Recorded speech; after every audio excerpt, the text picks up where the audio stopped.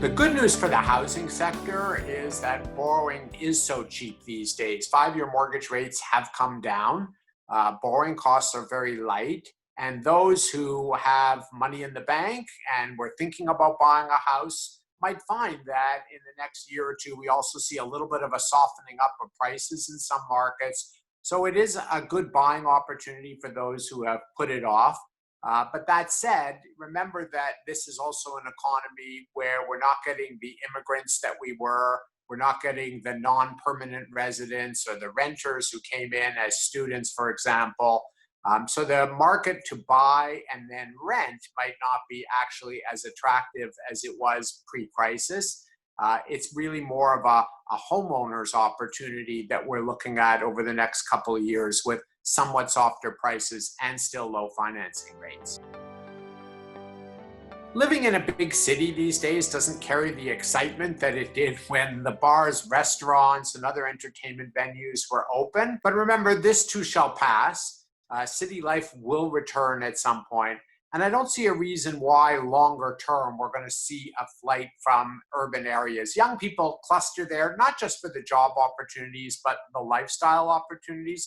I still believe those are going to return. So this is a temporary situation. There's really no truth to the idea that the denser the city, the more you were affected by the virus itself. If you look in Italy, for example, it wasn't Rome that was the centerpiece. It was smaller centers like Bergamo. Even in China, while Wuhan is a very big city, it's not nearly as dense as Beijing or Shanghai and was the epicenter of the crisis in China. So life in cities will come back to normal. We don't fear a flight from urban areas, even though right now it might feel like you'd rather be at a cottage than in a downtown core. The new changes from CMHC won't really apply to a large percentage of all mortgages. They don't really insure all the mortgages, of course.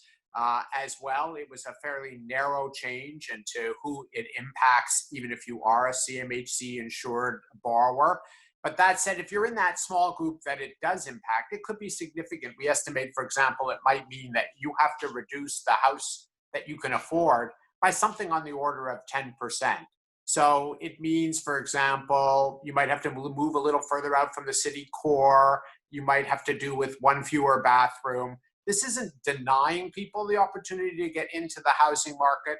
But like other tightening measures we've seen, both from the CMHC and other regulators over the past several years, it means that some Canadians have to aim a little lower in terms of the house they can afford relative to their income. One interesting trend here is that rent inflation, which was one of the higher items in the CPI, is actually becoming a little bit of a drag on inflation.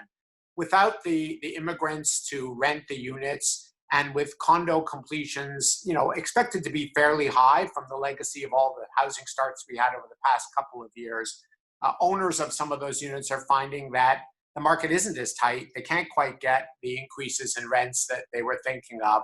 So a little bit of relief for renters in the Canadian economy over the next couple of years as the supply-demand imbalance of rental properties, which was really tight, opens up a little bit and creates a little more room for renters to shop around for their unit.